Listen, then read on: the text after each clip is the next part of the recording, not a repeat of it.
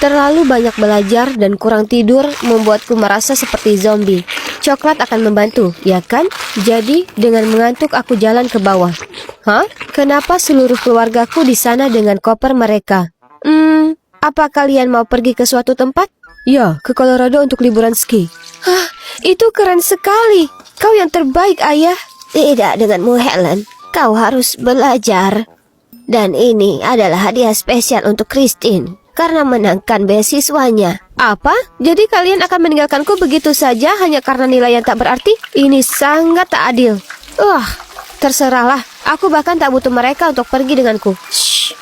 Kemarilah. Aku akan memberitahu kalian sebuah rahasia. Aku bisa pergi ke resort ski sendiri dan lebih bersenang-senang. Tapi bagaimana, tanya kalian?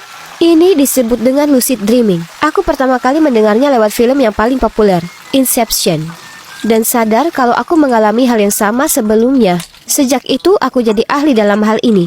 Jadi sebelum pergi tidur, aku hanya perlu menulis skenario di mana aku ingin pergi, dengan siapa dan apa yang ingin kulakukan. Dan 3, 2, 1, aku tertidur dan menjalani kehidupan terbaikku.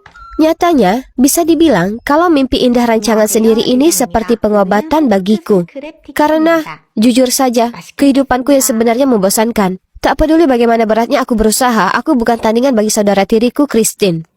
Di mata ayah dan nenek, anak dari seorang dokter di bidang fisika, dan juga cucu dari profesor sejarah, secara otomatis harusnya jadi ensiklopedia berjalan atau semacamnya. Tapi sayangnya, aku tak unggul dalam bidang akademis. Mereka perlakukan Christine seperti permata berharga, dan aku seperti batu tua membosankan. Tiap minggu biasanya dia dapat nilai sempurna atau memenangkan penghargaan. Lalu semua keluargaku menghujaninya dengan hadiah dan pujian. Sementara aku diperlakukan seperti orang asing di keluargaku sendiri. Memikirkannya saja membuatku ingin menjerit. Jadi mereka ingin aku tinggal di rumah dan konsentrasi untuk ujian besok, Tidak, silakan berharap. Jadi sebaliknya, ku ambil penaku dan mulai menuliskan naskah mimpi yang luar biasa malam ini. Mari kita lihat. Itu benar. Roger yang menyebalkan itu berani dengan tega melempar permen yang kuberikan padanya ke sampah, meskipun dia telah menggodaku. Dasar brengsek, aku pasti akan membalasnya malam ini. Berbaring di ranjang, ku pejamkan mataku dan mengulang kalimat. Aku akan mendapatnya keluar dari hidupku. Dan kalian tak akan percaya, dalam mimpi itu dia terus mengejarku seperti orang gila, tapi benar-benar ku abaikan dia. Helen, bangun, waktu hampir habis. Sahabatku Gabby menendang kursiku dan aku tersentak kaget. Oh tidak, tersisa hanya 5 menit. Dengan panik ku centang kertas dan segera menyerahkannya ke monitor. Hei, kamu tidak tidur atau bagaimana? Ya, aku begadang semalaman menulis naskah untuk mimpiku. Itu sepadan karena berhasil kubalas Roger. Bagaimana kalau kau dapat nilai jelek? Tak masalah, aku akan baik-baik saja saat pulang malam ini dengan mimpi indah dapat nilai A+. Tapi ternyata semua tak semudah perkiraanku. Sore itu, saat aku sampai di rumah, aku hendak menyelinap ke kamar untuk menulis naskah hebatku selanjutnya, saat ada yang meraih tali tasku dan menarikku ke belakang. Itu nenek dan ayah, dan mereka berdua terlihat marah. Berapa lama lagi kau akan hidup seperti ini? Pendidikan itu penting di keluarga ini, tapi kau sepertinya tak peduli. Apa kau sadar minggu ini saja gurumu sudah menghubungiku 3 kali? Tapi ayah, aku tak suka dengan pelajaran membosankan itu. Aku hanya suka. Tak ada lagi menggambar atau menulis ceritamu yang konyol itu. Kau perlu fokus pada pelajaranmu atau kau akan berakhir menjadi orang yang tak berguna seperti... Ia tiba-tiba berhenti, yang mana membuatku penasaran. Seperti siapa? Tapi tak satu pun dari nenek atau ayah yang berkata sesuatu. Mereka hanya beranjak pergi dengan meninggalkanku sendiri.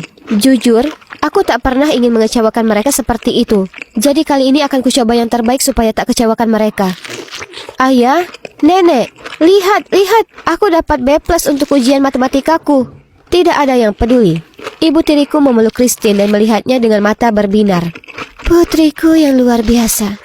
Aku tahu penghargaan murid teladan mudah sekali bagimu, tidak seperti orang lain. Kemudian ia menoleh padaku dan bergumam, Helen, ayolah, kau permalukan dirimu sendiri.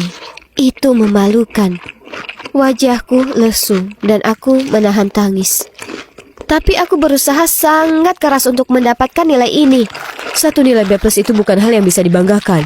Kubuang lembar ujianku ke tempat sampah lalu bergegas pergi ke kamar. Tak peduli apa yang kulakukan atau seberapa keras usahaku, rumah tangga ini selalu memperlakukanku seperti pecundang. Mimpilah Helen, kembali ke tempatmu yang menyenangkan. Di depanku terdapat langit senja berwarna lembayung. Sudah kurencanakan momen ini begitu lama, bersantai di pantai tanpa ada yang mengeluh. Tapi tiba-tiba langit jadi gelap, dan awan tebal itu tampaknya hendak menelanku. Hah? Ada apa ini? Ini bukan bagian dari naskah. Ketakutan aku lari ke hutan, tapi sangat gelap dan seram di sini. Lalu aku tersandung ranting dan terjatuh. Aduh! Saat ku gosok pergelangan tanganku dan mulai menangis, tiba-tiba seorang wanita asing muncul. Dia membawaku ke rumah kayu di ujung hutan dan dengan lembut membantuku membalut lukaku. Wanita ini, ya, dia tak membuatku takut sama sekali. Sebaliknya, aku merasa hangat berada di dekatnya. Penasaran, ku coba mendekat melihat wajahnya, tapi kemudian tiba-tiba aku terbangun dan menyadari air mata mengalir di pipiku.